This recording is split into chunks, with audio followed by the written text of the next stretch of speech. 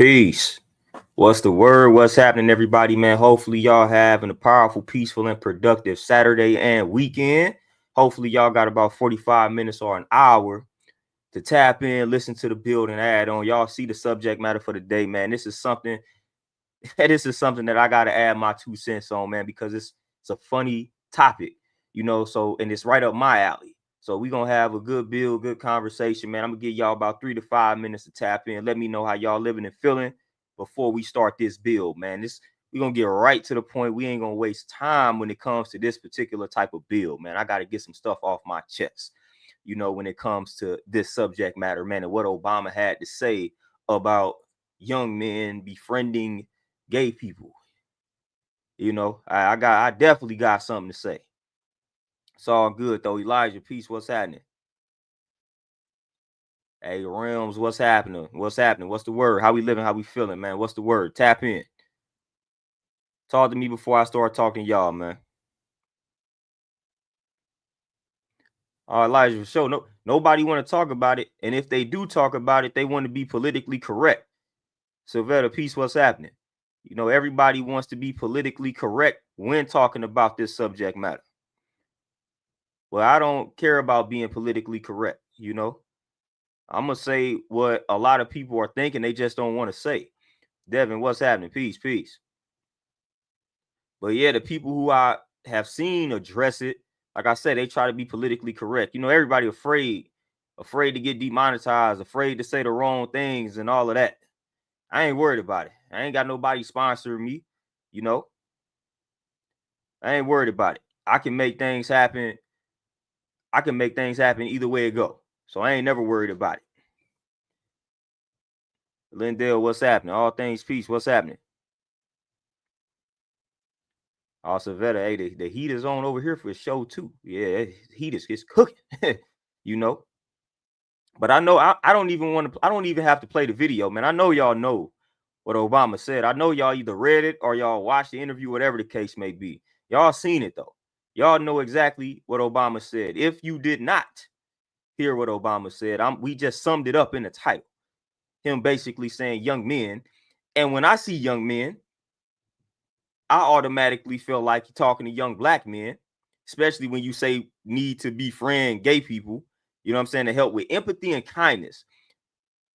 I think that's the part that kind of set me off, to help us with empathy and kindness. That set me off for a multitude of different reasons. First of all, empathy, I ain't even gonna focus on the empathy part, but the kindness, like kindness. You are saying black men. I'm gonna focus on black men.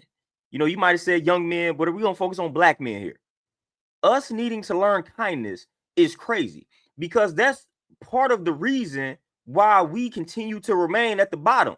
That's part of the reason why we got conquered in the first place, being too kind, fam.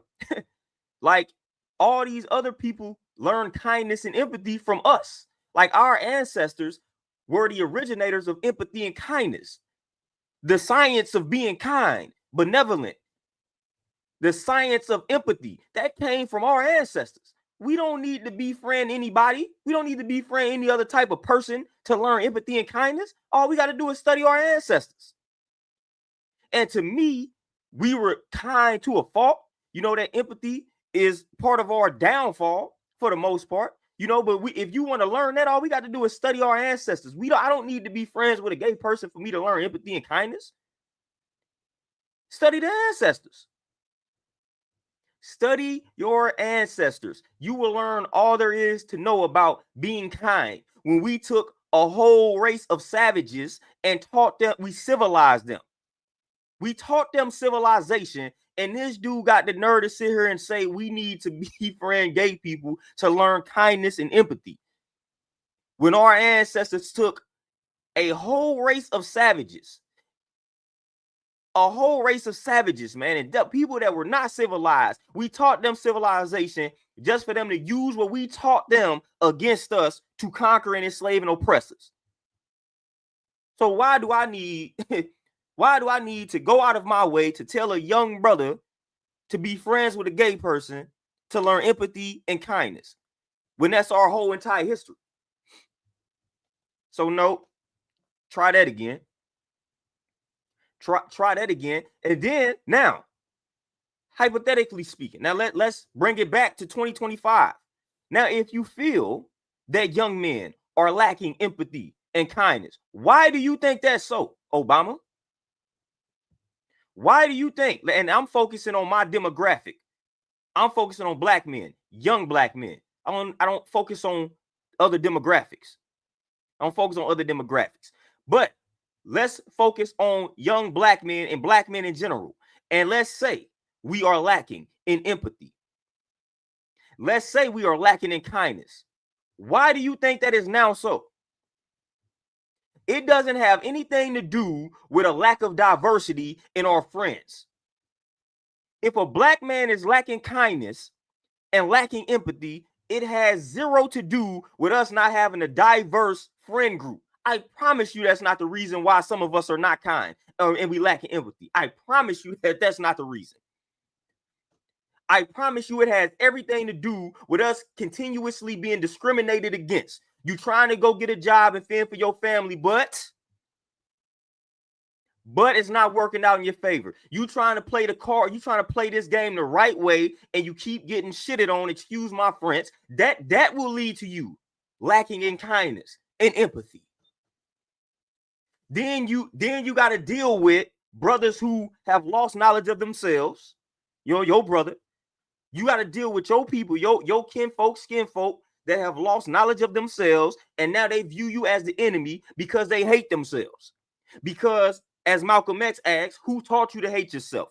Because we got to deal with people that look like us, that was raised and indoctrinated in the system, that taught them to hate themselves. So now they hate themselves. So now they hate you. So now we got to go to war with these people. Meanwhile, try to teach them at the same time that everything you've been taught was a lie. So now we got to fight against that. Now you wondering where the empathy and the kindness is going. We trying to do the right thing. We keep getting discriminated against. And let's go way back in the day. You know what I'm saying? We got trying to learn how to read. All we trying to do is learn how to read, and we got to die. A white lady can lie and say, oh, he winked at me. He tried to talk to me. And now we got an Emmett Till situation going on. And now you may wonder why we lack in empathy and kindness.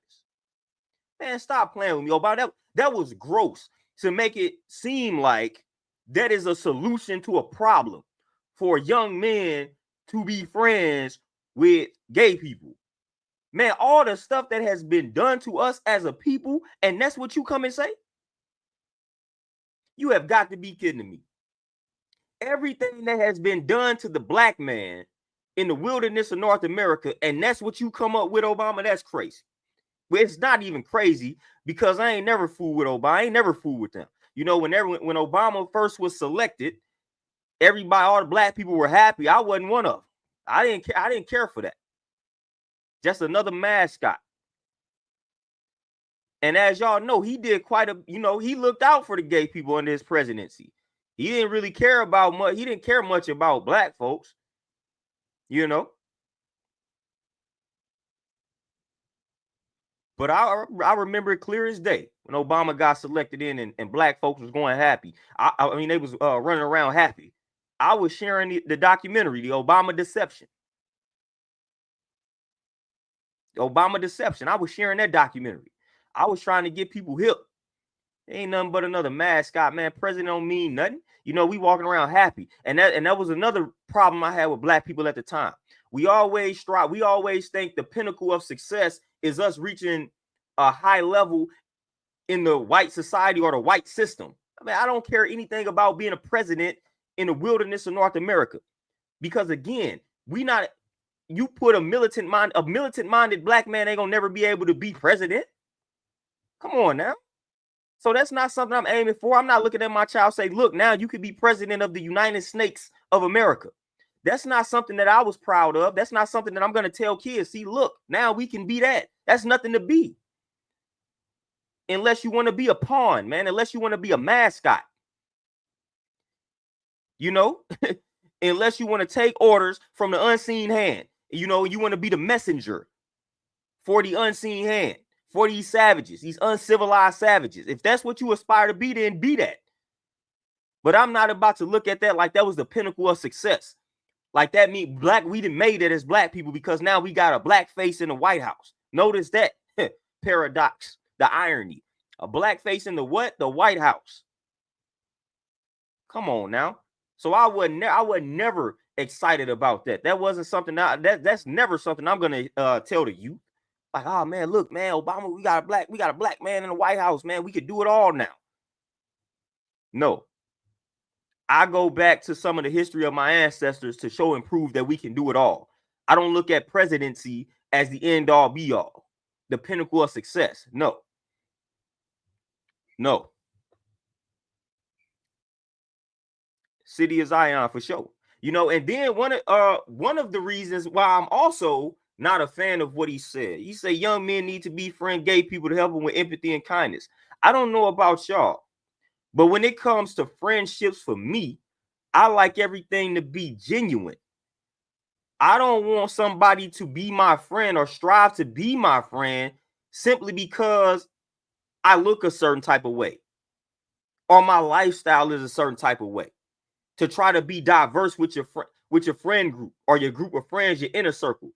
Man, don't try to be my friend because I'm a 5%er and you need to have a diverse, you know what I'm saying? You need to have a diverse or various cultures in your inner circle. Like, nah, don't do that. Be my friend simply because you rock with me as an individual. That's why you should be my friend, not because I'm a 5%er. You feel like the more cultures I have in my inner circle, the better. No, that's not how I establish friendships. And that's not how I teach anybody else to establish friendships. It's like a job. I don't want that job to hire me because I'm black and they trying to fill a quota to say they're more diverse. No, hire me because I'm qualified. My resume speaks for itself. I'm better than everybody else that applied for the job. That's why you hire me for the job. Don't hire me for the job because you're trying to say you're a diverse company. That's trash. No, you hire me because of my resume, because of my qualifications, and because of my work.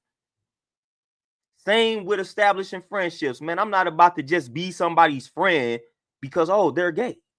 They may be able to help me out in that category, in that lane. I don't know. You know what I'm saying? We establish organic friendships around here. I'm not seeking friendships just because of a person's background, lifestyle, religious affiliation, whatever. If I rock with you, I rock with you. And I don't care what it is that you do. Because I'm gonna disagree with everybody. There ain't nobody on this planet that I agree with 100%. You know? So when it comes to establishing friendships, man, that should be something that's organic, man. Just don't seek out a friend because of their lifestyle. Oh man, this person is gay, so they may be able to help me with kindness and empathy. And nah, then you seeking out friendships for the wrong reasons, man. I don't know about y'all, but that's how I rock when it comes to establishing friendships, man. Like that's how I rock. Things need to be genuine and organic. I'm not seeking you out because of what I think you can offer me and help me with. No, I'm seeking you out, man, because you've been loyal, man. You tell the truth, you honest, things like that, man. Like that is going to be a reason why I befriend a person. That will be the reason. Like that's how I rock, man. You didn't been around me for a very long time, man, and you didn't been trustworthy. You know what I'm saying? I can always count on you. So you've been reliable. You ain't never, you know what I'm saying? You ain't never lied. Things like that. Personality traits like that will be the reason I befriend a person. Like straight up, man. So that was another reason why I had a problem with that statement. Man, I'm not about to tell somebody they should seek out a friendship with a certain type of individual because of their lifestyle, thinking that you can learn something about that. Man, not all gay people are kind. You know what I'm saying? Like, what are we really on? You know what I'm saying? You come across some gay people where you will probably be less kind after you deal with them. Straight up. You know what I'm saying? The empathy might go out the window when you come across a certain type of gay person. Man, these gay people ain't all the same. Man, I know some cool people that's on that side, but I know some people on that side that make you want to, you know what I'm saying? Like, so man, that ain't gonna necessarily like it's not gonna always go in the way in which he was trying to paint it, fam. That might actually destroy a person's kindness and empathy. when they try to be friends with a gay person and it's the wrong gay person. You know, because plenty of them are out here. So nah, man, I'm not about to be that. That's trash advice, man. That's trash advice. Telling young men they need to befriend gay people to help them with empathy or kindness, man. That's just trash advice to me. You need to be friends with people who are loyal, trustworthy, honest, reliable, things like that, man. You need to be friends with people like that, man. No, that is what you should seek out when it comes to friendships, man. You rocking with a person, man, and they reliable, dependable, trustworthy, honest. That's a solid person. That's a solid brother. That's a solid sister, man. That's who you rock with. But the empathy and kindness part is wild, man. Especially considering, like, why do you think we lacking in that department in the first place? I don't see anybody trying to fix that part of the problem. In regard to what happened, you know, let's phrase that question. What happened to the black man's empathy and kindness? What happened to it? Let me see Obama answer that question. What happened to the black man's empathy and kindness? Let's get to the root of that. And I guarantee you it don't have anything to do with somebody's sexual orientation. When we figure out what happened to our empathy, what happened to our kindness. Even though I still know a lot of kind brothers, and I know a lot of brothers that got that empathy. I know a lot of brothers that possess both of those traits. A lot of brothers, you know. But hypothetically speaking, let's say something happened to our empathy and kindness, man. What was the root cause of that?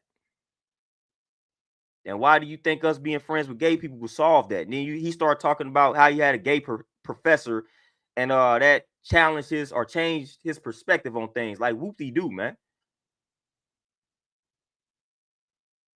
Whoop-de-doo. Hey, Hardwick, peace, Doreen, peace. What's happening? City of Zion, yeah, man, gave him a longer month and everything. But we suppose that we gotta have empathy. Man, we done had too much empathy. We done been too kind. And this is talking about black men. If we were not kind, listen, if the black man as a whole, collectively speaking, if we were not as kind and we were not as empathetic as people, I guess, assume, the world will be a lot different. The United Snakes of America will be in a different position if the black man was not kind collectively. If the black man was not kind collectively, we would be living in a much different society and world today. Trust and believe. If we didn't possess empathy and we were not kind collectively, like, things would be a lot different. Trust me. You know, if the black man collectively was not empathetic and kind, it would be a different ball game. This whole US of A would look a lot different. So I would beg to differ that we even lacking in that department, man, for real. Because if we were lacking in that department, like I said, man, this would be ours, man. It wouldn't be, none of this stuff would be going on. We would be on top right now. We'll be on top right now.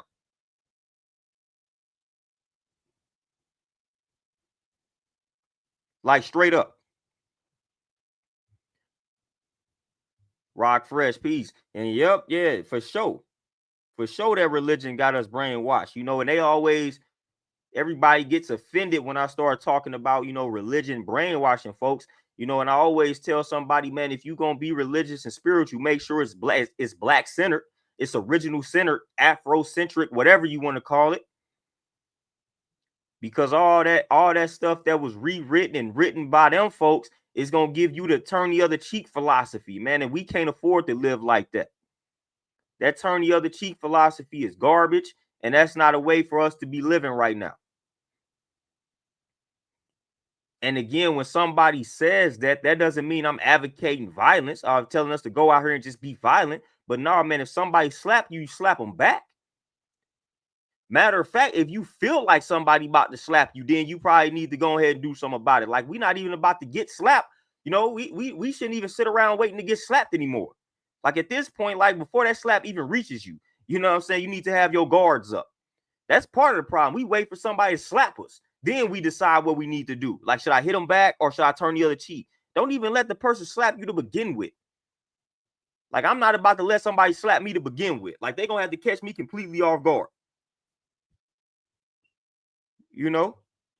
But yeah, man, what Killer Priest said it best, religion is like a prison for the seekers of wisdom. And I'm always stand by that. I don't care who gets offended when I be talking about religion. I don't ever care. You know, Killer Priest said it, I agree with it, and I will continue to stand on it. It's a prison, man. It's a prison. It enslaves you.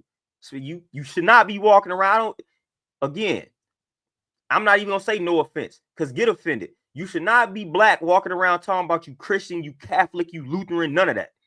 You should not be using those titles, fam, if you black. No way you should be using those titles. No way.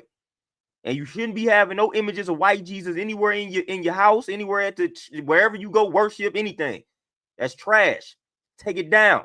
And don't tell me color don't matter. Because if it don't matter, then why is this Jesus you got white in the crib?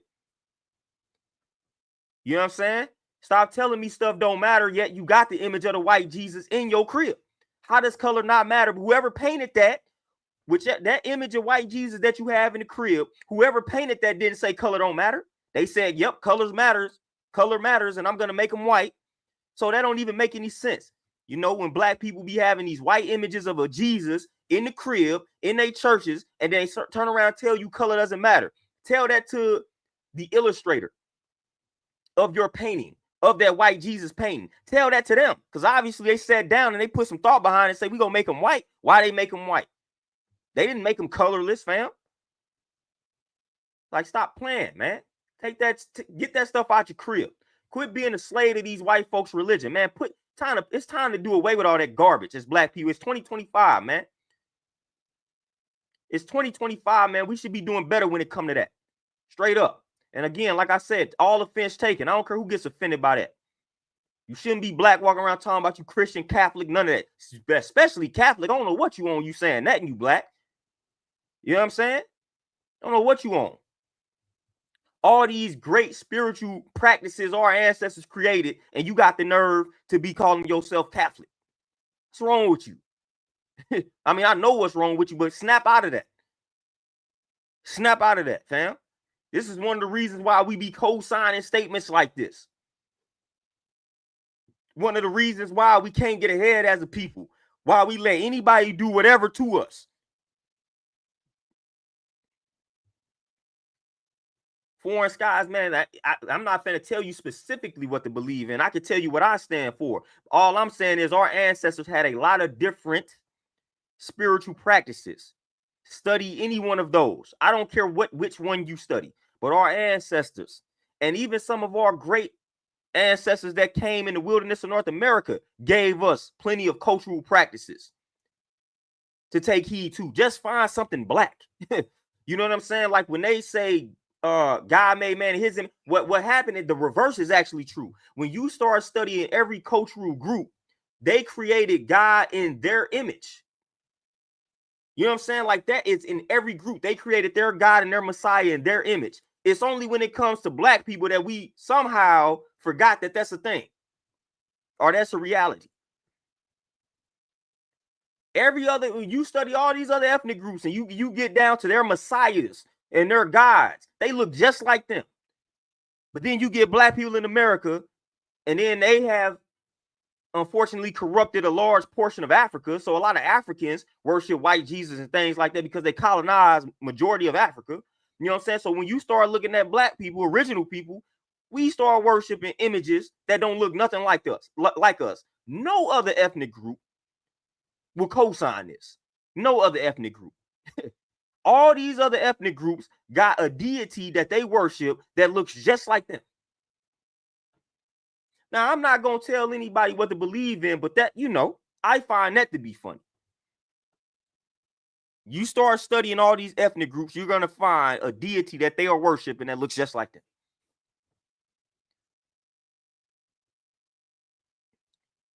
And within, like I said, and within our ancestors, man, we got so many different practices. We got so many different systems of belief, or whatever you want to call it. Me personally, I don't deal with beliefs. Y'all know where I stand with that. You know, I don't subscribe to any mystery gods, none of that. I don't have a problem with people who do. I just don't subscribe to that sort of thing. It's not my thing. I'm not a person who talks about what I believe in. Like when it comes to afterlife, I don't really care about any of that. You know what I'm saying? I don't care about the afterlife. You know, I focus on the present moment. I'm not about to sit here and spend my time wondering what happens when I die. I don't know, and you got to find out when you die. I don't have time for that. You know, so I'm focused on the present. I don't care about that. You know, so I don't deal with beliefs. You know, I deal with the present. You know, I deal with actual facts. I deal with science. You know what I'm saying? And that's experimentation and things like that. And it's also cool to sit back and say I don't know something. Just like what happens when you die. Like I don't know, and I keep it pushing. You know, I keep it pushing. So I'm one of those individuals, man. When it comes to things I subscribe to, without me going in detail about that.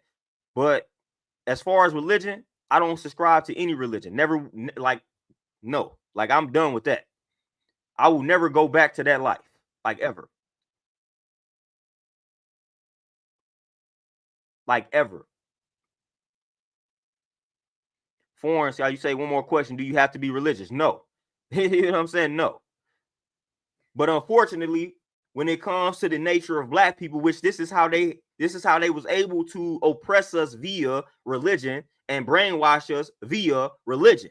You know, because naturally that's how we are. We are a spiritual people. And again, to me, I feel like that's to a fault. And they use that against us to indoctrinate, brainwash, oppress us. You know, but you don't have to be. I'm not religious. And I'm in the minority. You know, I don't think people understand how complicated it is to be a black person and you not religious. And you got, you know what I'm saying? You got to go to family functions and all they want to do is hold hands and pray. Like that's not my thing. You know, so I'm in the minority when it comes to being a black man or a black person and not be religious and not subscribe to any of that. That is not the norm. And again, everybody wants to talk about all these groups of people who are you know, who are not represented and who get disrespected and all this type of stuff. Man, I'm of a very, very, very large minority here. And that's an oxymoron, a paradox, large minority. But man, I'm a black man first and foremost, and I'm not religious. Come on now. And I have some knowledge of myself. Like we don't have a person such as myself don't have many, we don't have many friends, associates, and any of that. Like straight up, I'm a black man. That's one strike. I'm not religious. That's my second strike in the black community. What? You're not religious, and I got knowledge of myself. It's a third strike. They ain't rocking with that. They don't rock with that. They don't rock with a black man that's not religious, that has knowledge of himself. Y'all know how many times, even back when I was in the dating world many moons ago, y'all know like that's something for the sisters, man. When they used to be like, I need a God-fearing man and things like that. Like I was like, cool, that person's not for me. You know, I'm not on here. I'm not going to force my system of thinking on anybody else, you know. And once you let me know where you stand, and I keep it pushing. I ain't never used to get offended by that, you know. But a lot of sisters, that's one of their requirements. God-fearing man. They need you to be religious. They need you to pray for them and things like that. I put positive energy in the atmosphere. If that's not good for you, then I don't know. I don't know what else to tell you. You know, but me not being a praying man, but I put positive energy in the atmosphere on a consistent and daily basis. That's not good enough. Then okay.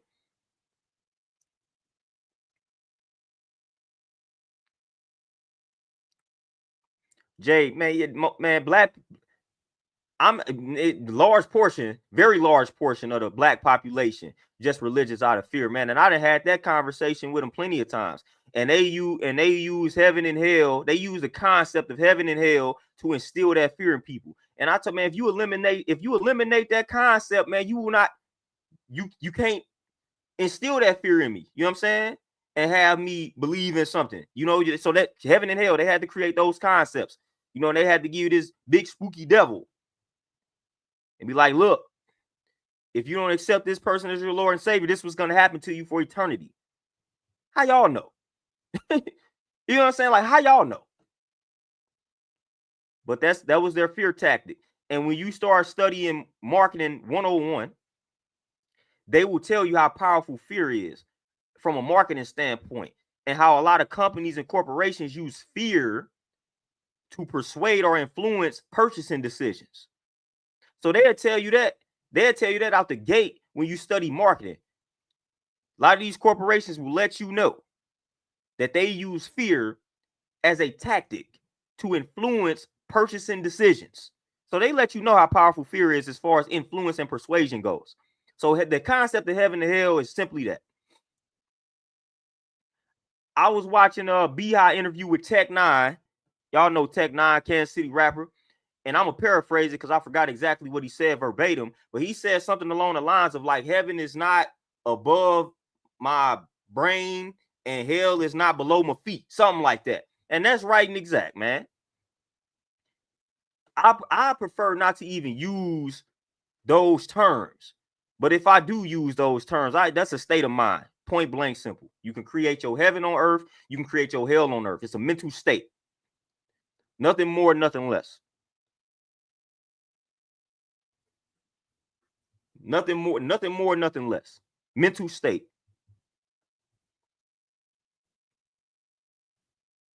Like, come on now. So I'm a big advocate on challenging, especially the especially the Western religions, man. I'm big on that. I'm big on challenging that, especially for Black people, man. I'm big on. I'm always advocating for us to go against that grain, man. Cause I feel like we're not gonna move. We're not gonna move exactly how you want to move or how we need to move if we don't challenge that.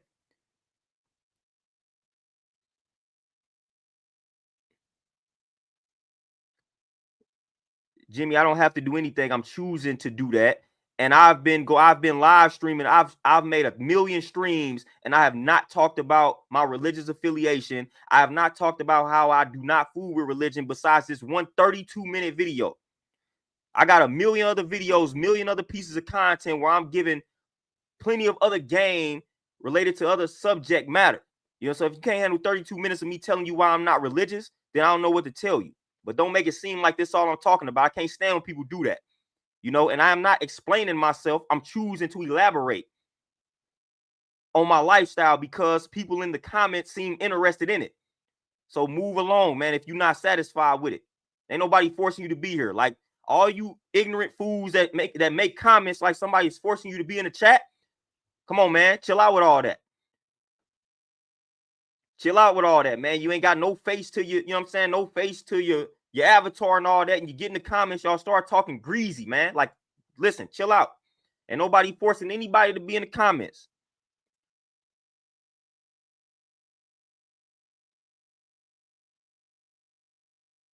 Hey, Garrison, what's happening? Oh, Devin, man, don't get me started on those conversations. Don't get me started on those conversations. I used to have plenty of those conversations. Plenty of those conversations. Jimmy, if you cannot handle the animosity, I'm telling you once again to leave. That's my personality.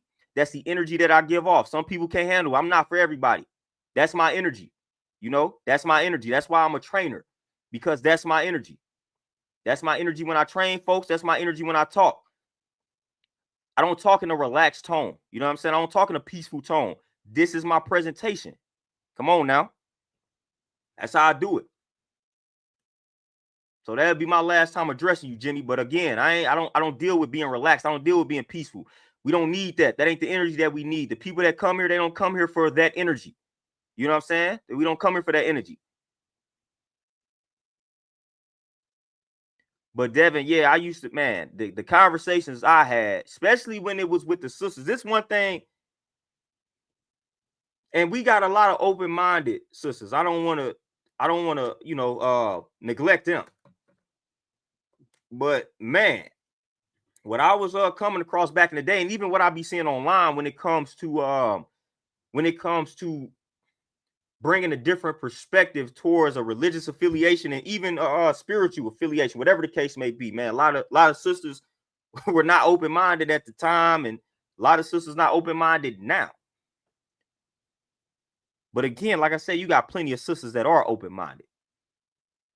But man, for the most part, when you come across a sister that's like Christian or something, and you try to give them some game that's outside of that realm, man, good luck with that. Good luck with that. But again, that never was my approach. And a lot of times when people hear how I build on religion, they think that my day-to-day conversations or me trying to, like, I'm never talking about that on a day-to-day basis unless somebody brings it to me. I'm not that person, man. Unless you want to have that conversation in person, I'm not about to go out of my way to have the conversation with you. I'm going to let you go about your life in person, man. I'm not going to stop you in your tracks and say, man, you need to put that Bible down. Hey, I should be doing that. But no, you could take some gems for that Bible. But it's when you start trying to push that down my throat, or you ask me my opinion on something, that's when I start to elaborate and build. And that's when I used to get into those back and forths. It always revolved around somebody asking me a question, and I gave an answer. So I never went out of my way to start those conversations. People will see me, they'll see the way that I'm eating, or they might see some books that I'm reading, or they may just be reading what I'm typing online, and they'll just ask me, hey, what do you... The question used to be, what religion are you a part of? Like that, and I thought that was interesting. They didn't ask me, are you religious? They used to ask me, what religion do you subscribe to? It's like, man, I be seeing you online like this. And this is way back when. This is when I was like Illuminati Bell and whatnot on Facebook. And I used to make long posts. People are like, they'd be inboxing me, or they'd like see me in person, and they'd be like, dude, what religion are you a part of? And I'm like, that's a crazy, like, I thought that was crazy. It's like we automatically assume that I'm a part of a religion. Like, I could be atheist for all y'all know. But they would literally ask me, like, what religion am I a part of? And then that would spark the conversation, the back and forth. And I'm like, why are you going back and forth with me? And you asked me the question. Like, you asked me, what do I subscribe to? And I told you. And now you want to argue. So that used to happen a lot. That used to happen a lot back in the day. Somebody asked me, what religion am I a part of? And then I break it down. And this was even before I became like 5%, things like that. Before I was a 5%, I'm not even gonna lie to you, but I was straight atheist on them, straight up. Like, if you've heard of nihilism, the branch of philosophy, like, man, I was intrigued by that. Like, I was on that type of time, man. I was just studying all type of science. And quantum physics and things like that. Like, that's what I was into. And that's how I would describe how I saw the world. And I still feel like the quantum physics approach or perspective or worldview is right and exact. Like, I feel like that's, if I had to find a model of thinking that fits how I see the world, it would be that approach. It would be that model, like quantum physics, man. Basically, to sum up quantum physics in regards to how I view the world for the most part, is that everything is an infinite wave of possibilities until we decide what the reality is. Like I said, like I've talked about before, when they did the experiment on the cat, and they was like, is the cat dead or is the cat alive? The cat that's in the box. And the answer is both, until you open up the box, and then boom, the cat is either dead or alive once you open the box. But before you open the box, everything is a possibility. That's how I feel like the world is. Everything is a possibility until you decide what your reality is. Are you successful, or are you going to be impoverished? It's all about you, both of them, until you decide I'm going to be successful. Both of them until you decide to just put out poverty thoughts or impoverished thinking or impoverished thoughts. Now your reality has been created based on your thinking.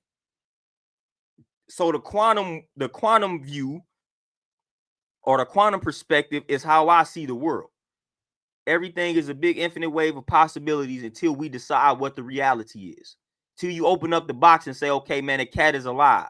You open up the box and say, boom, the cat is dead. You have determined the reality. The reality was determined based on your perception, based on you opening the box and viewing the contents in the box. That's life for me.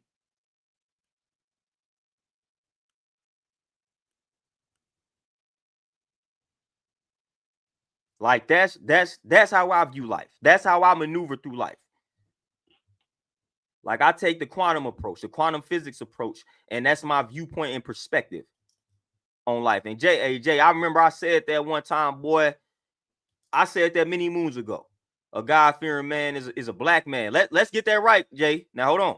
A God-fearing man is a black man who fears himself. Now we can't, because you know what I'm saying? We gotta put that in there. Original man or black man, melanated man, whatever y'all want to call him. That's the type of man that is that. That's a guy. God-fearing man is a black man who fears himself. I remember I said that. I think that was on Facebook. Boy, they came at me, man. But then sometimes that's how you know when you saying what's right and exact. Sometimes that's how you know, man. When you said something that's unpopular, man, in the world coming at you, it's like, okay, I struck a nerve. I think I'm on to something here. But they got in their feelings about that one. They got in their feelings when I had said that. I had said that on Facebook many moons ago. It might have been on my first Facebook page, and no, buddy, they wasn't fooling with that statement. Not at all.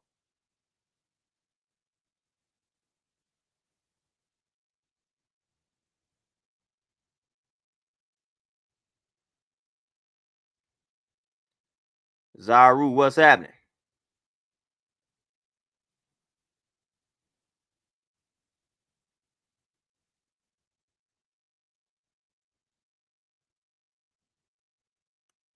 Silvera, man, the respect and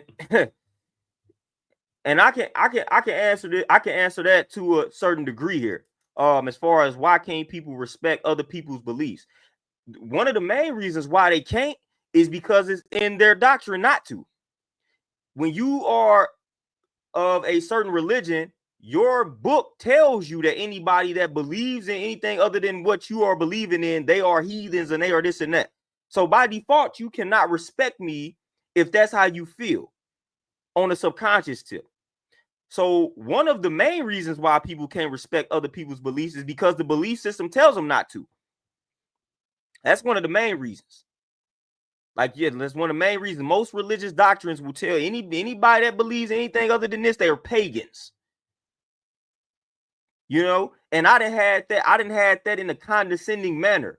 You know, you ever talk to somebody that's like a Christian, Catholic, Muslim, whatever, any one of those religions, you ever be having a conversation with you and they start saying things like subliminally alluding to the fact that you are walking down the wrong path or something is wrong with you because you are subscribing to whatever you're subscribing to. They may say some things within the conversation that may seem harmless, but subliminally it's like them letting you know that, oh, you need to be saved. They may say something like, well, I'm gonna just pray for you after you done told them what you subscribe to.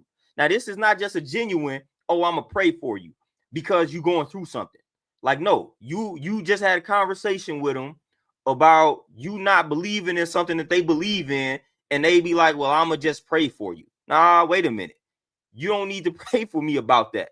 Nothing is wrong with me. I just see the world differently than you do, but that's that condescending tone.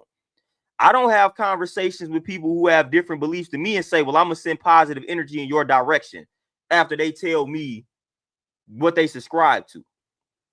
I'm not going to do that with you. We're going to have a dialogue, and I'm going to make my points, and I'm going to let you make your points. And at the end of the day, we probably going to both go in our different directions. But I'm not about to be like, man, I'm going to send some positive energy in your direction. What I will do, if you ask me, is I will supply you with some read material that will inform you on how I reach my conclusion.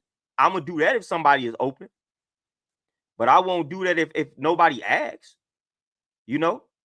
But man, I didn't have plenty of conversations with folks of different religious backgrounds, and they start saying subliminal things in the conversation to make it seem like they feel like, oh, this dude a heathen, this dude the devil, this dude wicked, this dude walking down the wrong path, and they start saying things like that, and I'm like, nah, that don't do that, you know. But it's in their book it's in their books to believe that anybody that doesn't believe what they believe is something wrong with them.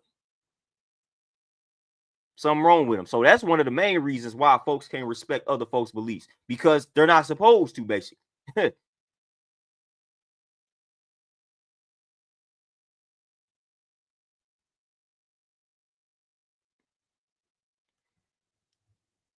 Jimmy, I'm going to answer this as peacefully as possible. So listen, here's the thing, because I'm not the only one of this background that has said this. I am not too, like, you tell people, when they tell you control what you can control, and you tell people, oh, that doesn't mean we don't respect you. But yet you got a whole group of people. Again, I'm not the only one that feel the same type of way. Listen to what the people are telling you. If I'm telling you that's an offensive statement, whether you meant for it to be offensive or not, irrelevant. I'm telling you, like, that's an offensive statement. You don't need to make it. When I'm having conversations with individuals and I say something in the conversation, me and somebody having a dialogue face to face, and I say something in the conversation and they take offense to it. First of all, I clear up the fact, okay, I didn't mean any harm. But the second thing that I do is I do not make the statement again. I don't make the statement again. So I would clear up, oh, I didn't mean to offend you with that statement. And then I do not make the statement again. So the moment I let you know something doesn't sit well with me and it offended me, and you continue to do it, now that's disrespectful. And that's what I'm talking about. I've let plenty of religious people know that's offensive when you do that to me. And these same people will continue to do it after I have told them that it offends me. I don't know what world you come from, Jimmy, but that's disrespectful when I let you know something offends me and you keep doing it. That's disrespectful no matter how you put it, no matter what your intentions are. If somebody tells you something was disrespectful and offensive, don't say it again to that person. You can say it to somebody else, but don't say it to that person, because now you're disrespecting that individual. And again, I know plenty of people from all different type of backgrounds, and I know plenty of people that come from the backgrounds that I come from, and they say the same thing. It's offensive. So when you know this and somebody is telling you that, just be mindful of that. Be mindful of that. Because again, I didn't have plenty of, listen, I didn't been in rooms. My family is religious. When they eat, when we go out of town and they pray and they bow your heads and pray, I don't disrespect the room. I don't hold my head up. Out of respect for the folks that's in that room, because I have respect for these folks, I put my head down and I close my eyes. Out of respect for the room, out of the respect that I have for the people in the room, I bow my head, close my eyes. I don't disrespect them. I don't disrespect their house. I don't disrespect the culture. I don't disrespect their religion. I may not agree with it, but I don't disrespect it. So that's all I'm saying when it comes to things like that. And I'm telling you, don't do that for me. Like, don't make that statement after I tell you a certain thing. That's all I'm saying. And I'm not even telling the person you can't say I'm gonna pray for you. Just don't say it after I make certain statements, Jimmy. That's the point, which I think you just missed.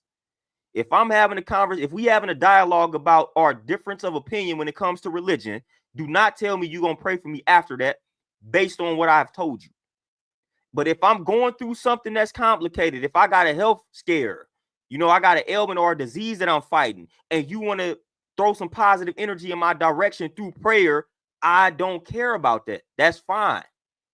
Don't throw that out there, though, in the middle of a conversation when we are debating our difference of beliefs or whatever the case may be. That is what I'm talking about. And when somebody tells you that, take heed to that. When they tell you that's offensive. So it's plenty of things that I've told folks that's Christians, Catholics, and whatnot that I don't pretty much care for when they say during the dialogue that we have. They do it anyway. That's disrespectful. Disrespectful.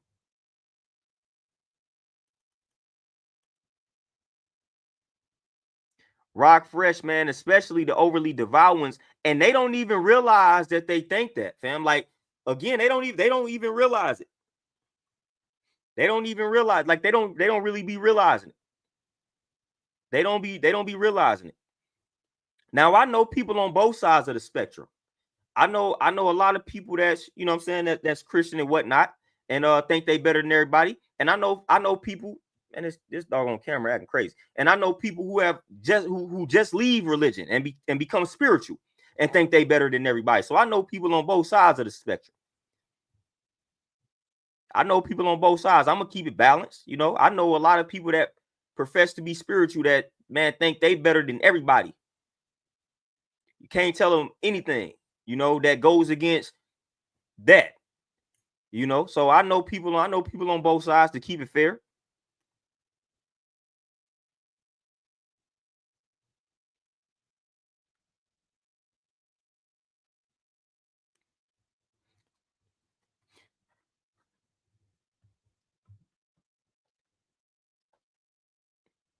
Somebody please break this down, Jimmy.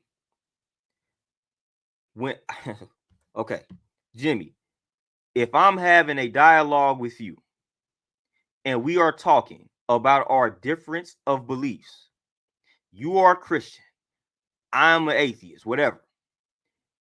And in the middle of this conversation, because I told you I don't believe in a God, and you say, oh my goodness, or whatever, I'm going to pray for you.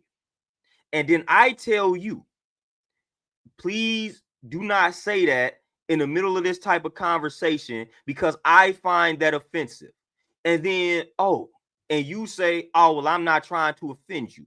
And then 10, 15 minutes later in the same conversation, you once again tell me that you are going to pray for me. And then you might say it 3 or 4 more times in that conversation. Jimmy, that is disrespectful. That is what I'm talking about. If you tell me that more than one time after I have told you that is offensive to me, that is disrespect. When somebody lets you know something is offensive and you do it, no matter what your intentions may be, if they tell you don't do that because they don't like it and it offends them, don't do it. Just like if I'm at my people's crib and they say, bow your heads and pray, and I keep my head up and I keep my hat on, like, that's disrespectful. I don't personally believe that.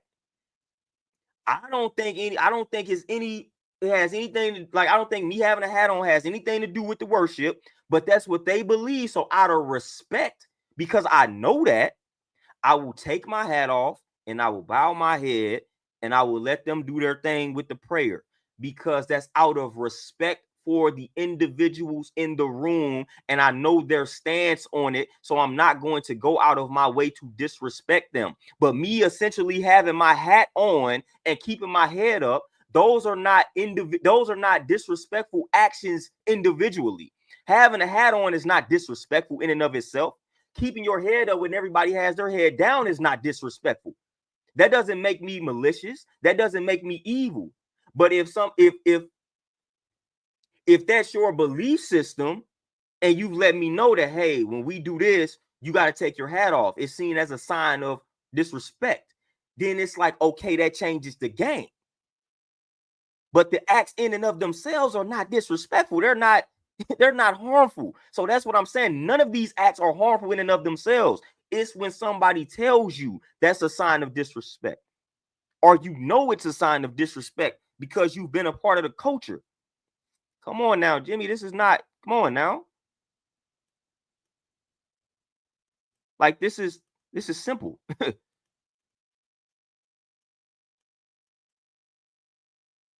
Now, this is what Jimmy, you are literally showing and proving why we have complications talking to religious folks. You are making something that's real simple that I'm saying. You are making it very complicated. Like this is, man, my nephew, my young nephew can understand what I'm telling you, Jimmy. You are making this overly complicated because, again, I'm not subscribing to what you are subscribing to. What I'm saying is real simple. And somehow you are missing the fact that I'm literally telling you, if I was in your crib and your whole family were religious and Christians and y'all said, bow your heads and pray, I will take off my hat. Me and you got a difference of opinion. I will take off my hat in your crib because y'all praying and it's your crib, it's your house. I'm going to take off my hat and I'm going to bow my head. I'm not going to go out of my way to disrespect you and your family. I'm not going to do that. I'm not going to do that. So when somebody lets you know a statement is that, don't say that to me. Literally, you don't have to even, Jimmy, when you having a conversation, West, now straight up, we already know that it's intentional, but it's also a learning curve here. We can learn something from doing this intentionally and making it complicated, because this is actually showing and proving something. You know, it's a lesson in everything. So that's why I'm even entertaining it, because y'all know I normally don't entertain nonsense. You know what I'm saying? But we can entertain it today because it's a lesson in it. Because here's the main thing.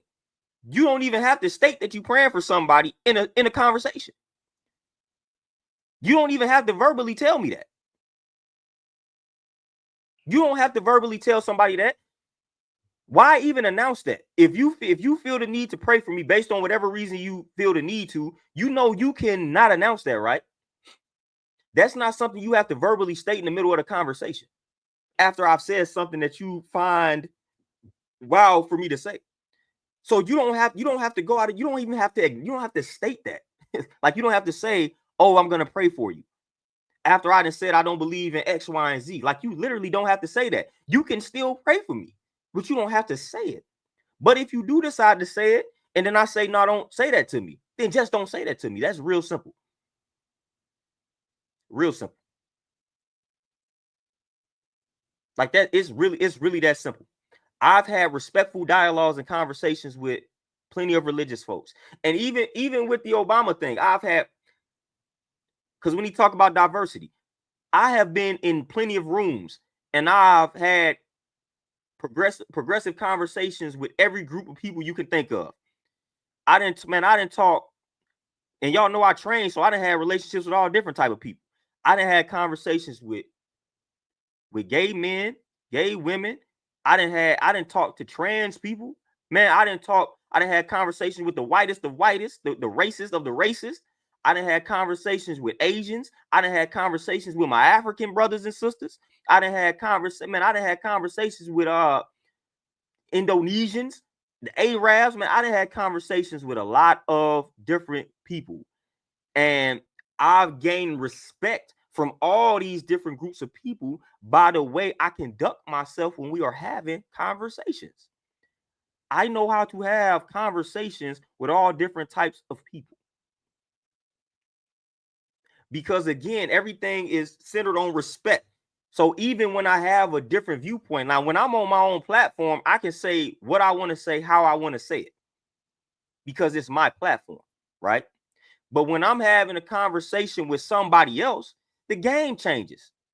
Because for one, I need for them to hear what I'm trying to say and let it marinate and comprehend it. So I don't want to rile them up, because once they get riled up, now we dealing in emotion.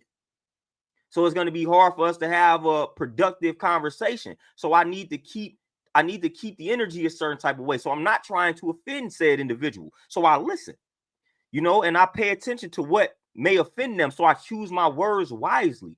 So that's why I'm able to have productive conversations even when I disagree with people. Now, all these people that I mentioned, a lot of them I don't agree with, but I've had productive conversations in regards to our differences, because again, I know how to have the conversation. There are ways to have these conversations without you having to even force your opinion on them. There's a way to state your opinion, state your viewpoint, let them state theirs, and then so on and so forth, and keep it respectable. I didn't have plenty of conversations, man. I never forget, even with the Arab brother, man, I had I don't call that man brother, no. Whoa, throw that in the trash. But I had a conversation with an Arab, and it was productive in a sense where I almost shocked him. Like, he didn't think I knew certain things that I knew, especially when it came to like Islam. So I like threw dude off. Dude was like confused that I knew what I knew about Islam, about the Muslims on his side of town. So once he realized that I noticed that, he started to maneuver around me a little differently, because now he realized, like, hold on, this dude know a little something, so I can't be I can't say and do certain things around him. Like, he didn't even know that I was on that type of time. But we had a productive conversation without any type of disrespect. And y'all know how I kind of view the Arabs, and I was able to elaborate on some of their history and why I'm not too fond of them. And I even broke down 5%ers to him and everything. He wasn't hip to any of that. I broke down the supreme mathematics to him and all of that without the conversation getting hostile. I told him how we view Islam, our self-lord and master, things like that. Like, I was breaking all of this down, and dude was like, whoa. You know what I'm saying? Like, dude was like, wait a minute. So, and then I even started chopping up with him about the Quran and things like that. So that was a very productive conversation with two people from two different backgrounds who don't see the world the same. And one of the individuals was not too fond of the other, meaning I wasn't too fond of their history. And so I was breaking down their history in relation to our people. And I was able to do that without it getting hostile. Rock, peace, appreciate that. So yeah, I'm able to chop it up with any and everybody. Like I said, when I'm on my platform, different ball game. I'm saying what I want to say. I'm gonna say what I want to say in a conversation. I'm just going to say it differently. We gotta master the art of having conversations, and that's something that I've noticed, and I've done that. I still got work to do in that regard, but man, I have pretty good conversations with all different types of people. In the flesh. Without the conversation getting crazy. I know how to disagree with people and keep it respectful. And the main way to do it is just listening. Letting somebody complete their entire thought process, when y'all going back and forth. Once that's not happening, then it's a wrap. If we not letting each other finish or complete our sentiments, then the respect just not there.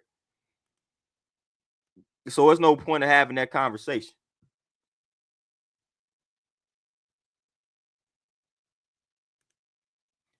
Hey, Dominique, for sure. And Malcolm X said we need to, and West, peace, appreciate that super sticker, man. Malcolm X said, lead a religion in the back pocket or something along those lines. But, and I feel that. And it goes back to Sylvetta and saying, why can't we just respect other people's beliefs? And I feel like when we start saying that and we start adopting those viewpoints, I almost feel like we just living in a fantasy land. I just don't feel like it's possible. As long as you got all these different systems of belief, like, I almost feel like it's almost impossible for there to be some coexisting to go on, because it's just like especially with Black people, it's just hard for us to bypass. For some of us, to bypass the difference in beliefs. It's hard. It's hard, man. It's hard. And from my personal experience, this is just my personal experience. Elijah, appreciate that cash out.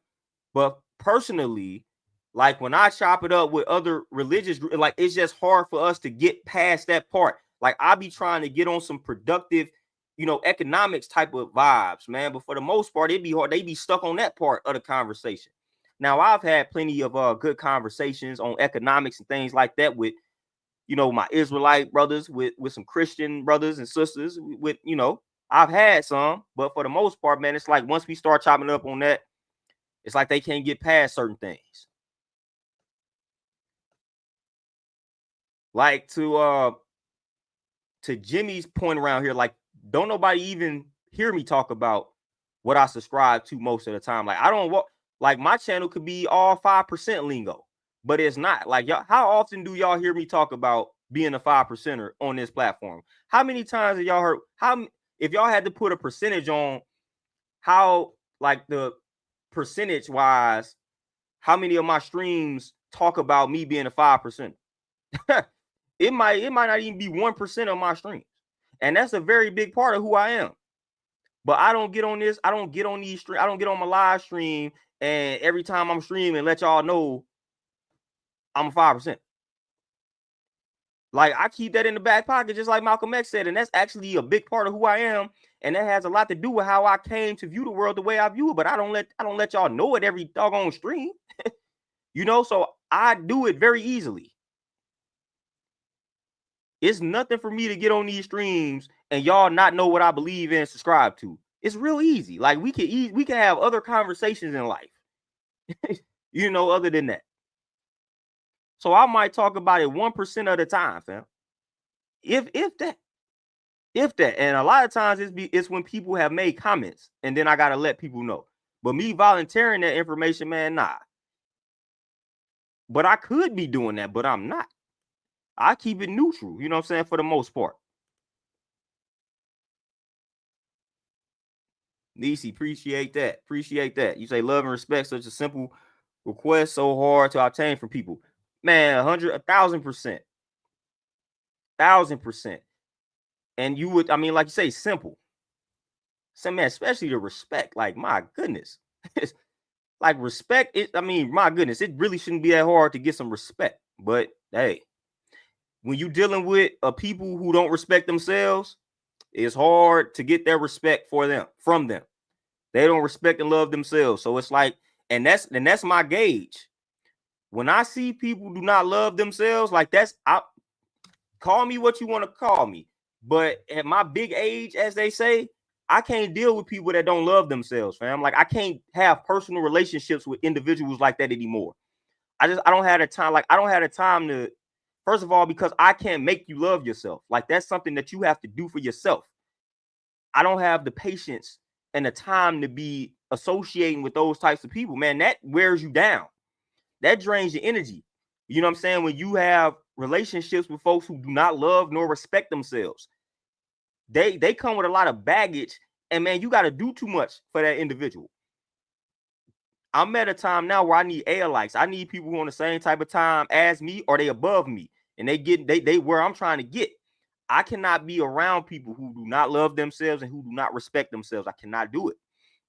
As far as having friendships with them, I can't do it. I can't do it.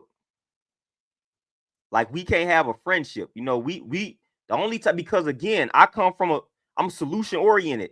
You're not about to be coming around me, not loving yourself, not respecting yourself, and can't handle this tough love I'm about to give you. I can only take that energy for so long before I start checking those people. Like, for real. Like, you're not about to come around me moping, hating yourself for too long before I tell you get it together. And it's time to stop all that nonsense. Stop speaking that into the atmosphere. Like, I will go off on a person like that. I've done it. Like, fam, get away from me with this self-hate energy, fam. Like, get away. Because I'm real. First of all, I'm real particular in regards to who I associate with. So when you come around me with that energy, man, that stuff can rub off and become contagious. I love myself, man. You're not about to have me questioning myself, so get away from me. If you're going to be around me, I'm going to need for you to fix that energy, like, for real. And a lot of times, those individuals cannot handle that energy. Like, they can't handle that energy. So just get away from me, because that's the energy that I'm going to come with if you come around me with that energy for too long. Like, I ain't, no. Nope. We ain't going to do it. Hey, Rock, peace. Appreciate that donation for sure.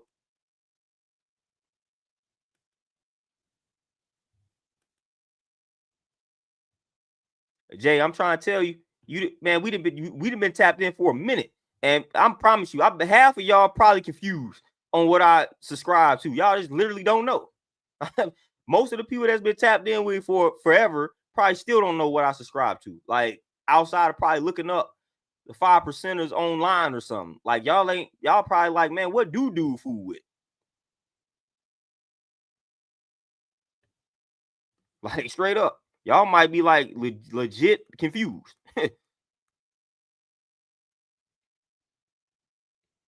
Yeah, Dominique, I can't do it. Like if you around me and you're doubting yourself, you got that low self-esteem, low confidence, I'm telling you, you're gonna get met with some serious tough love. And if you cannot handle that, you might want to get from around me. Because I'm not, I don't do that no more, man. I cannot entertain that energy. That energy is very unproductive and I cannot be around it. I listen, when they told me you like the people who you associate with your inner circle, choose them wisely because you can become that. Like I listen to that, fam. Like you become the people you hang around. Your 5 closest friends, look at them, then look at you. Y'all probably act alike. Like I'm not about to keep somebody around me that's negative, low self-esteem. Like I come from a lack of confidence and low self-esteem. I'm not trying to go back to that. It's almost like a person that's sober. They can't hang around alcoholics, fam. I can't hang around people that have the self-doubt, low self-esteem, low confidence. Because I came from that and I conquered that. So I can't hang around people, man, that's like that, man, because it's nothing for me to go back into that. So nah, I ain't trying to be around that, fam. I'm sober from the low self-esteem and lack of confidence. I'm sober for that. I'm sober. You know what I'm saying? I ain't trying to go back, so I can't be around that. I don't want to be friends with you if that's the type of time you're on, because I've been there and I ain't trying to go back to it. It's not a comfortable place to be in, especially as a black man, because it's hard to talk about that as a black man, talking about you lack confidence and you had low self-esteem. Really don't nobody want to hear a black man say that. You soft and whatnot when you start talking like that. We supposed to just have high confidence just off of the strength of our nature. You know what I'm saying? So when you a black man and you talk about, man, I used to have low confidence, low self-esteem, they start looking at you like, what type of dude we dealing with? You know what I'm saying? So when you had experienced that as a young black man, you for the most part didn't have anybody to talk to, especially when you come from my generation. Man, listen, we got to be honest, man. Like therapy and all this type of stuff is fairly new as far as the popularity of it. Back in the day, like, man, wasn't no black, like, your family wasn't really talking about that. Man, I come from the old school of old schools, man. We didn't know nothing about a therapist. Like, what? We literally thought that meant you were crazy, fam. Like, if you had to go see somebody like that, you know what I'm saying? So, like, let's just keep it funky and keep it real. Like, this is fairly new as far as, like I said, the popularity of getting some counseling and getting some therapy. That's why I'm entering the field. But it's fairly new as far as like it becoming this popular. Back in the day, nah, that wasn't even a thing. It was very rare that you heard somebody in the black community back in the day talking about they got a therapist. Now everybody has a therapist. You almost in the minority now if you don't have a therapist of some sort. Everybody has one. Like every other, well, let me rephrase that. A lot of sisters have therapists. Every sister I talk to, yeah, my therapist said. But don't worry, brothers, I'm entering the field so we can change that. But then you learn as a young black man when it's certain things that's hard to discuss. And again, I don't here's another thing too that I gotta make knowledge born to, as we say in the culture. Sisters, when a black man is speaking on his feelings and his emotions, as far as verbalizing them and feeling like, and him stating that he feels like he has nobody to talk to and he doesn't have a safe space and things like that, please don't jump in the comments and let us know that we can talk to you or that what we saying is not true. Just don't do that. Like, just listen to what we saying. Just listen to how we feel. Like, just listen to us when we start talking like this. Just don't get into the comments making it seem like all of the sisters are safe spaces for us to talk to. Like, just don't do that. Like, that's a pet peeve, man. When a brother is speaking on his experience with that, and he just feel like he don't have a safe space and things like that, man. Everybody all the women got to get in the comments and be like, that's not true, whoopty whoop and all that. Don't do that. Don't do that. Because the moment we get into the comments, when y'all making statements like that and we tell y'all it's not true, then y'all jump on our heads. How y'all gonna tell us what's not true? Y'all ain't no women and this, that, and the third. Like, that's the first thing y'all tell us, man. So when we speaking on our emotions, and when we speaking on our feelings, and when we speaking on our experiences when it comes to communicating these emotions and feelings to other people and not feeling safe to do it, just listen. Like, just listen to us. Like sometimes we need y'all to just listen without judging what we are saying or without chiming in.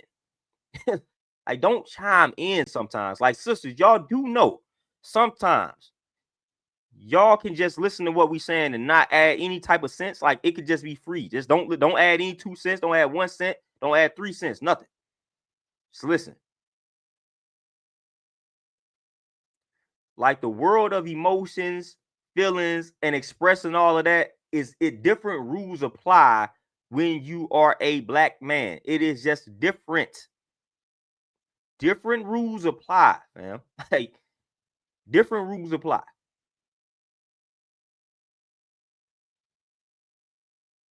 Oh, cool. Yeah, yeah.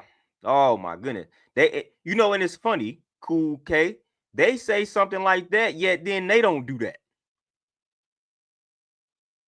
Like they tell, let go, let God, give it to Jesus, and yet they don't do that. I be finding that funny. They say something like that, then they don't do it. Like, dude, first I need you to practice what you preaching or teaching. My brother Antonio, what's happening? You say, yeah, they use it. I was just having a conversation with some clients about that, man. I was saying that's like the worst thing you can do to a black man. I told my I said one of the worst things you can do to a black man is when that black man finally decides to open up and trust you with some deep secrets or some feelings and emotions, and you turn back around and use that against them. I say that's one of the worst things you can do to a black man. We already never feel comfortable expressing ourselves. But when we have that slight moment of vulnerability and we let y'all know something and you turn back around and use it against us, that's the worst thing you can do. That's one of the worst things you can do to a brother. I promise you. I think I can speak for all brothers when I say that is one of the worst things you can do to a black man is when we are finally vulnerable enough to tell you something that's deep and you turn around and use it against us. Man, you do not want to do that. That is the worst. That's like the worst thing. They say it ain't nothing like a black woman scorned and all that. Nah, it ain't nothing like a black man when you take something he trusted you with and use it against him. Don't do that. Please don't do that. That is one of the worst things you can do to a brother. Don't do that. And women, y'all know y'all got them foul mouths when it's time to when y'all arguing, when y'all just ain't satisfied. And y'all say some stuff that hit below the belt. And that's one of the main reasons why brothers don't want to tell you anything. Because we know how y'all mouths can get when we get into a dispute. You know what I'm saying? Like when they say sticks and stones can break my bones, words and never, we hear that. But when y'all riled up and you say the wrong thing, man, listen, it ain't no telling what your reaction to be. Ain't no telling what a reaction to be. If a brother that ain't never been emotional, like I'm gonna use an example. Like I'm gonna use me as an example. It ain't, and I'm not even gonna use a secret that I told somebody, like or would tell somebody. I'm gonna just use an act. Like if I never cry, right? Like you ain't never seen me cry. You know what I'm saying? And I got comfortable enough around you, and I finally cried. And then we get into a dispute a year or 2 years later, and you be like, you say something along the lines of like, oh yeah, you don't start crying like that, like don't cry like a bitch like that, like when you know what I'm saying, like when your mama died a year ago and you was on my shoulder. Like man, y'all would say some stuff like that. Like a dude ain't you ain't never seen him cry, and he got comfortable enough around you, and something in his life happened, and he boo-hoo cried on your shoulder. 2 years later, you get into it with him, and you bring that up as a sign of weakness, trying to make him feel some type of like, man, don't do that. And y'all sisters have done that. Don't do that. Like that's one of the worst things you can do. And I've seen stuff like that happen. I've heard about things like that happening to brothers. That's why some brothers have a very hard time getting comfortable to do anything like that around a sister, because we know the moment you get into your feelings, this is gonna come back up. At least that's how we feel. And 90% of the time it's accurate. 90% of the time is accurate, man. Like I'm trying to tell you, like man, listen, man, there's some foul stuff that will come up in a dispute, man. Foul stuff. And sisters got some slick mouths, man. So it's like the less they know, it's almost like the better sometimes. Like, man, the less I tell her, the less ammunition she has. And then they start saying, like, and then we start saying dumb stuff like, oh, y'all need to just learn how to walk away. What type of lack of accountability is that garbage? First of all, that might be true, but you know what else is true? Y'all need to learn how to not say the garbage. Y'all need to learn how to not bring up something that I told you that nobody's supposed, that you was not supposed to use against me. So we're gonna skip that and be like, well, y'all need to just learn how to walk away. I done heard crazier statements like, y'all need to learn how to walk away because y'all know when us women, we just emotional. What? So now it's cool. And this is another thing I've noticed. It's cool for other women to talk about how emotional women are. But then when a dude tells women that they are emotional creatures, now it's a fight. You know what I'm saying? So y'all want to use the women are emotional creatures concept when it's suitable for y'all. But then when a dude tell y'all that, y'all want to fight us. When we tell y'all emotional, y'all want to fight us. But then when y'all do something like that and a dude responds in a hostile manner, now we supposed to understand that y'all emotional and we supposed to walk away. I don't care about who is an emotional creature or not. We all need to learn how to regulate and control those emotions when temperatures rise. That is no justification for saying out-of-pocket things. I don't care what it's in your nature to do. When the temperatures rise, that is very ignorant and irresponsible for you to say some disrespectful things. And that's on both sides. I don't want to hear anything about who is emotional by nature. Control that. Do better at that. Emotional intelligence. Everybody can practice that. Man, learn to manage those emotions. When it comes to hostile environments, everybody can learn that. So that's no excuse. So I don't like when people use that as an excuse, especially women. No excuse.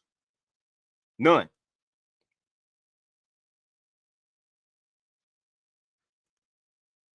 To Renzo for sure. You already know. I know. You already know.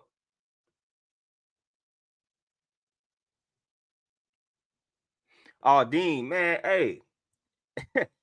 I wrote this on the post on YouTube, man. When I had said something about, man, let me see if I can find that post, man. I said something that was positive, man. This sister got up on the comments and got to acting like I had said something negative, and I'm like, man, we got to calm all this down, man. I said something that was. Let me see if I can find the exact status, man. I'm sure I can find it, man. Just give me a second, man. It was something like when I read this to y'all gonna be like, it has something to do with being with people who elevate you. You know what I'm saying? Like, let me see. I just want to read the exact one. All right, here we go. This is exactly what I said. I said, if you are with someone and your life is not elevating, meaning they are not adding on to your life, then you are with the wrong person. Some of y'all are too cool with being in relationships where the person is either subtracting from the value of your life or just staying in exactly the same spot. The point of life is to evolve and elevate. The right person will inspire both in you. And I ended that with a piece. Man, this black chick got in the comments and wrote a paragraph trying to go off on me like I just told her to slap her mama in the face. And start saying stuff that ain't have any, like, made no sense. Start talking about everyone can't and will not be a millionaire, a goat, whatever, man. She misspelling all type of stuff. Everyone can't and will not be a millionaire or a goat. Harder. The point is to find your lane and mash in it. I'm like, what are you talking about? Why are you making a positive status a negative? I didn't entertain the statement, but I'm like, man, what? Nothing that I just wrote in there was negative. I'm telling you to be in a relationship with somebody who pushes you to be great and to evolve. And somehow she took a negative in that. I said, boy, we got a long way to go when that's something that you got to find a negative in. Long way to go. Like, it was nothing about that status that was negative. Like, nothing about it. And she took it and made it negative. I was like, oh, okay. Here we go. You know, something is like what they tell us. You know, we start talking about who hurt you. I was like, man, who hurt her? Because that's crazy. I ain't talking about being a millionaire. I ain't talking about being a GOAT. I talked about being the best version of yourself, basically. And you should want to be with somebody who inspires that.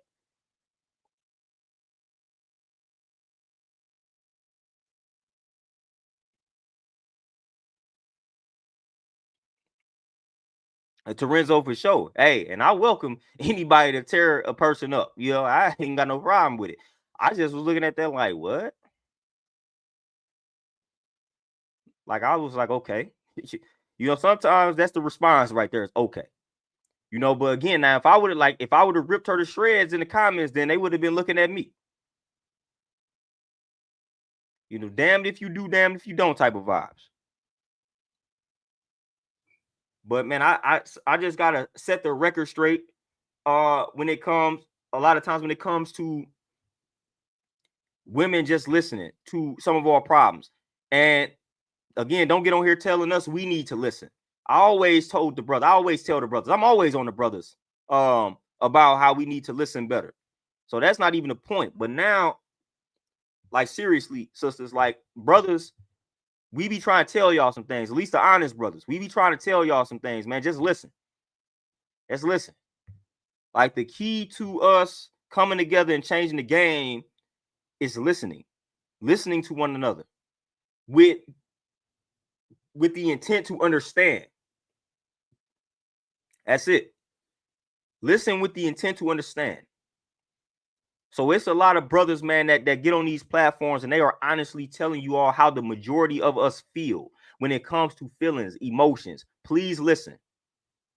Don't tell us we wrong. Don't tell us that we got people to talk to. That's irrelevant. We are telling you how we have felt over the years. And we are telling you this based on experiences and things like that. We telling you how we got to this point. So just listen. Like, fam, like, we just listen. It got anything to do with generalizing and placing people in a box. Like, no, we literally telling y'all. Sometimes, like, listen, getting on these platforms sometimes is like they're a form of therapy to some brothers, like myself. Like, we may be going down memory lane, really starting to realize how we got to this point. So just listen. Like, some of us, while we talking on these platforms, we might actually be going through the motions of like, oh, okay, dad, this is how I became this way. So, like, that's important. Just let a brother rock, man. When he getting stuff off his chest, let him rock. And I hope that the brothers do the same for you when you getting stuff off your chest. I know I will. I'ma listen.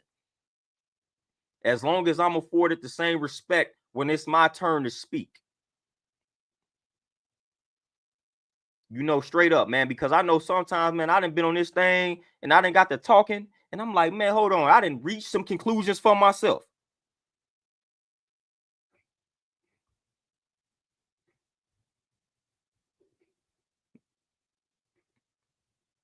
Like, I didn't came to some conclusions for myself when I done been talking to y'all, you know. So I appreciate y'all in that sense, man. Like, so I might be helping y'all, and helping myself at the same time. You know, because sometimes, man, we just gotta talk to sort through some things. That's why that talk therapy can be very beneficial, man. Because you talk, man, you sorting things out in your mind. Between that and journaling, man, you can solve a lot of problems, man. Like, you can solve a lot of problems through that, just talking and journaling. But again, I understand we don't have a lot of people to trust. That's me. That's the main reason why I didn't went back to school for counseling.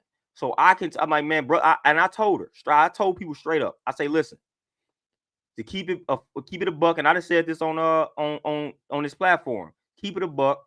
Most black men, we not gonna talk to a white man or white woman when it comes to therapy. That's out. We ain't doing that.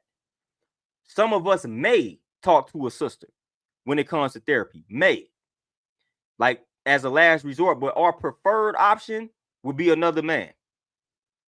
And that's just a fact.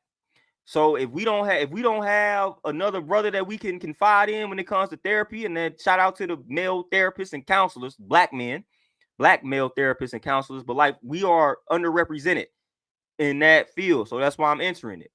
But I told some sisters, I was like, man, look, one of the main reasons why we're not gonna seek therapy is because it's hard for us to find another brother, and we would prefer to talk to them. You know how many sisters I come to, or that come to me, and they be like, yeah, I got a therapist. She a black woman. So y'all know it. That's why y'all go seek other black women to talk to. Y'all go seek black women therapists. Y'all don't be going to seek black men. Y'all may end up with a black man. I'm not gonna say all of y'all, have black women therapists. Some of y'all may talk to white women and white men. But for the most part, the sisters that's tapped in that I know, they always got a black woman therapist. So it should be understandable that us brothers that's tapped in, man, we want to talk to another black man. I don't want to talk I'm gonna keep it honest. I don't want to talk to. I could talk to a sister. Like I'm not one of the ones that's 100% closing the door on it, but I would prefer to talk to a black man when it comes to this type of time. That's my preferred option. If I'm gonna talk about how I feel about some things, I would prefer to talk about that with a brother that I trust. Like straight up, just like most sisters would prefer to have a black female therapist. I would prefer to talk to a black man. I just would prefer. It's relatable, man. It's just certain things that a sister cannot understand because she's not a black man. It's just certain things. Like we got a lot of things that we can agree on and see the same and relate to. But when it comes to being a black man, you cannot understand that, just like I can't understand being a black woman. But that black man can understand everything when it comes to being a black man, because that's him. You know what I'm saying? So that's why I would prefer to talk to another brother when it comes to therapy and counseling. I wouldn't talk. A black woman would be my next option, but my preferred option would be a black man. If I can't find a black man, then I would go seek out a sister. But I'm definitely not. You can call me whatever you want to call me, but I'm not therapy. I'm not talking to white people. I'm sorry. Like when the banks I worked at got robbed, and they brought they kind of basically made me talk to those therapists that came into the bank that worked for the job and come and talk to you after stuff like that. Man, I might as well have talked to this wall. Like that was the most pointless conversation I ever had. That white lady did not help me with anything. It just wasn't relatable. Like that white lady couldn't understand for the life of me that having a gun drawn on you like wasn't the end of the world, because unfortunately we grew up around that environment. So it was something that you've seen before. Like she just she wasn't understanding that. Like you didn't grow up around that. I grew up around that. So it's not the end of the world. I'm not walking around like my world is over with because dude pulled out a gun and held the bank up. I'm able to go home at night and still sleep peacefully and not have nightmares because, like, unfortunately, we've been around this. We've seen this before. So it didn't hit me like she wanted it to hit me.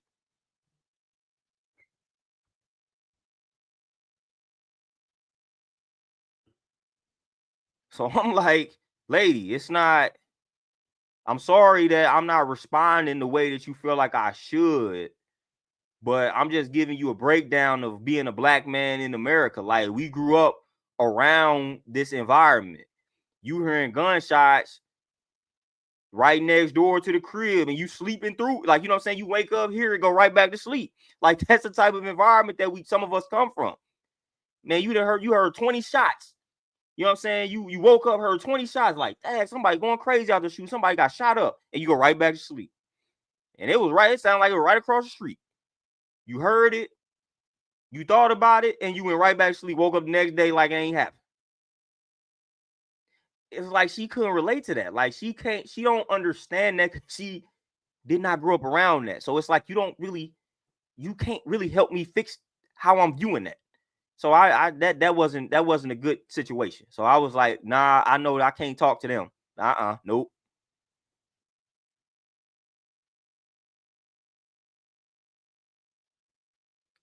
So I was like, yeah, that was like that was pointless, man. That conversation was just pointless. That lady, it ended with us just basically staring at each other. Cause I'm like, yeah, this ain't going nowhere. I gave it a shot. I entertained it, because the job basically they was paying for it and they ain't have to work. So that's free money for me.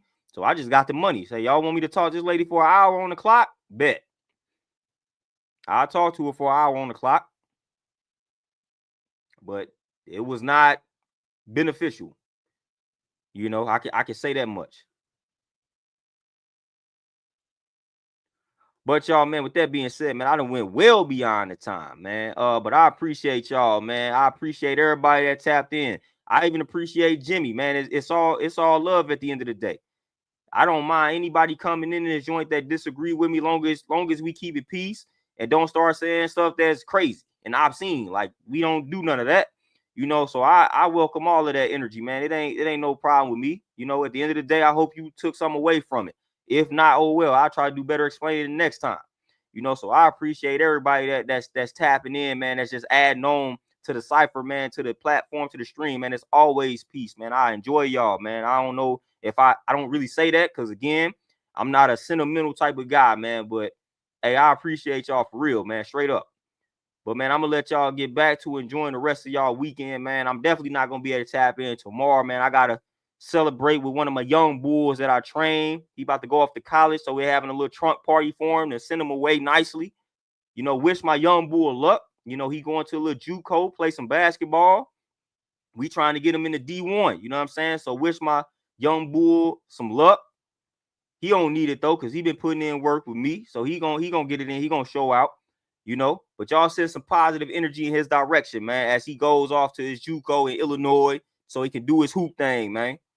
Be on the lookout, man. Look for my man's Kendall. His name is Kendall Van Dyke, man. Look him up and send some positive energy in that direction, man. A young bull, pretty nice with the basketball, man, and we gonna take him to the next level for sure. But I'm out, y'all, man. I'm gonna try to give y'all some, brief uploads to inspire, motivate, and educate y'all during the week, and I'm gonna try to tap back in with y'all. I'm gonna try to tap back with y'all on the next weekend.